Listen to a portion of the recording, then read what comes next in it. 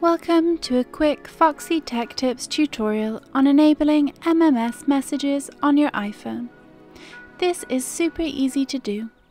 If you find this tutorial helpful, please consider subscribing to my channel and liking the video. Open up the Settings app on your iPhone and scroll down to Messages and open it.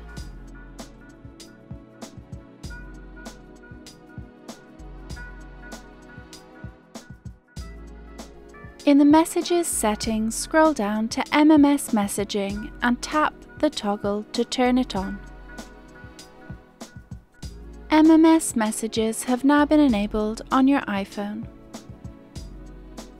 And that draws an end to this tutorial. Please like the video if you found it helpful and subscribe to Foxy Tech Tips for more iOS tips and tricks.